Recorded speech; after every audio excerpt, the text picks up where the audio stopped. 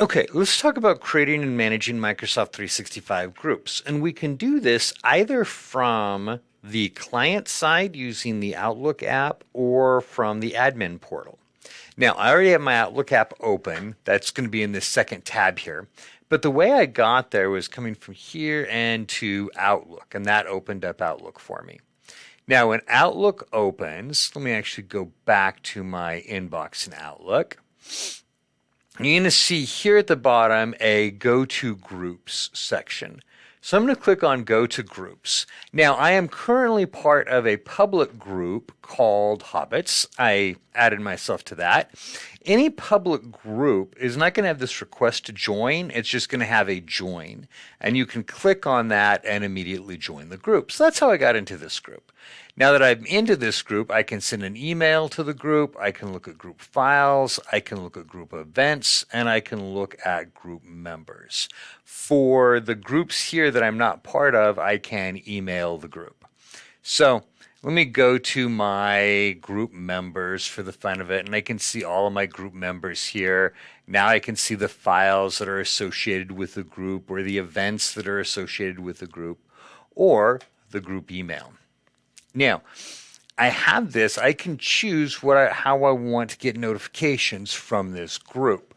So I can right here, following with specific emails, I can choose what I want. So follow an inbox, do I want to receive all emails and events? Follow only specific emails in the inbox, or stop following the inbox. Here I can look at my settings. And that's going to give me some of these same settings, but it's also going to let me edit the group, edit the rules. And right here, I can choose to leave the group. I'm going to go ahead and do that for the fun of it. Oh, this will also let me view my storage. So I'm going to click on Leave Group. And now here's the challenge with this. I'm currently the owner of the group. So if I leave, I have to transfer ownership. And so I'm going to make Bilbo Baggins the owner. So hold on real quick. I'm getting ahead of myself. So let me edit the group, and nope, that's not where I wanted to go. I might need to do this from the, let me see if I can do it here. Let me take Bilbo, there we go. I can take Bilbo Baggins right here and make him the owner. There we go. Now I can demote myself to a standard member. And Bilbo Baggins is now the owner of the group. So now that he's the owner of the group, I can go back and leave the group. So remember, public groups I can add myself to, and that's was the whole point of this. Let me go back to home. And the Hobbits is a public group, so now I have that link to join.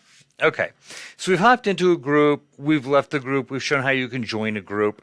Remember, anything that's private, you have to request to join, and it has to be approved by the group owner. Okay, can I create a new group? So I'm going to click on New Group.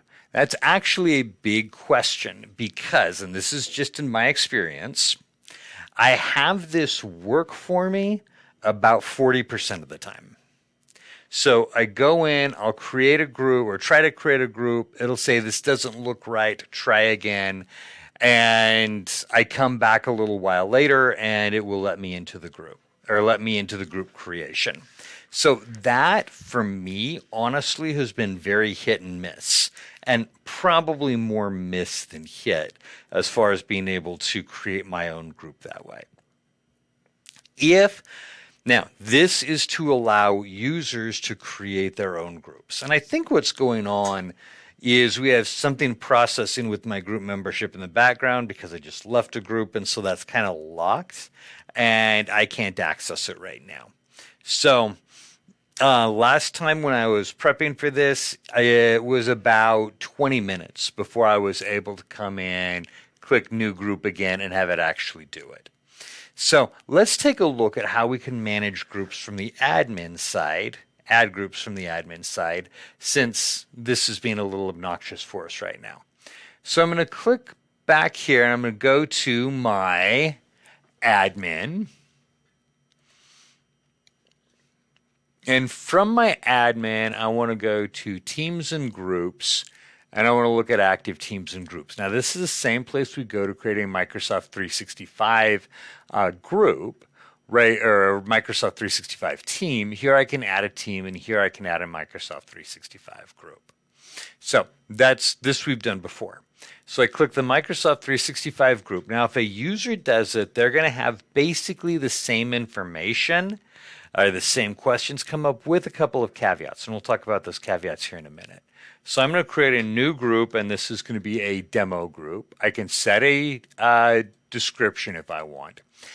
A user will not be assigned, be asked to assign an owner. So users don't have the rights to assign other owners. So when you when a user creates a group, let me make Frodo the owner of this one. When a user creates a group, they become the owner of it immediately. And then members. Now, they will have the option to add members if they want. They will also be able to set whether this is a public group or private group. We'll actually see that on the next page. I'm not going to add any members at the moment. Instead, what I'm going to do is I'm going to assign this thing an email address. And this is something that the user will set. Is this a public group or a private group? And remember, like we saw before in the Outlook app, if it is a private group, users have to request to join. If it is a public group, users join automatically or can join automatically. And we can set this as public or private. Role assignment, allow admin roles to be assigned in this group, and then we can choose to create a team for this group or not. Now, this is on the admin side. From the user side, they're not asked, do you want to add Microsoft Teams to your group? Let me click on the Create Group button. It just creates a basic group.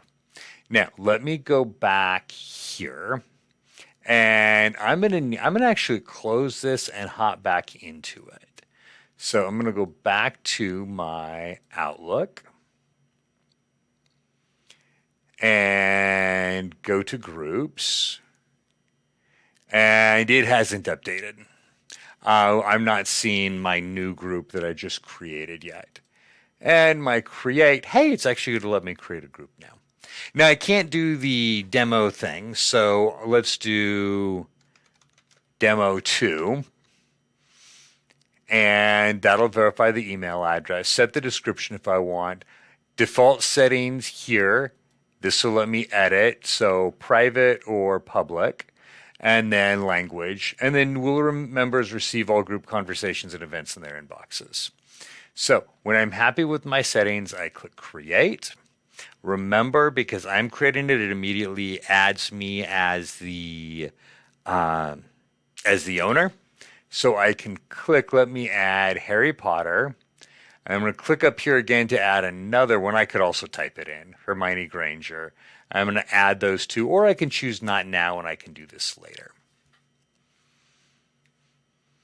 So this creates my group. I am the owner of the group now. So if I come to Groups, Demo 2, I'm going to see my inbox, my files, my events, my members, send email, do my settings, the same things we looked at in The Hobbit. And I can edit the group, which, again, it's now telling me that it's not going to let me do at the moment because it's doing more stuff in the background. With the Create a Group, when you went to do this and it said, hey, I can't do that, something doesn't look right, which is a very pointless message from Microsoft, you click away from it and it'll go away. When you go to Edit Group, it doesn't. So basically, your only option is try again or close the browser tab. So, couple of things with groups that I am not really fond of. They don't respond very quickly when you make changes. So, it can be a little bit problematic. Normally, if you just give it time, it will finish what I'm assuming is some processes in the background, and then you will be able to do it again, but plan on giving it a few minutes. Okay. There we go. A brief overview of creating and managing Microsoft 365 groups.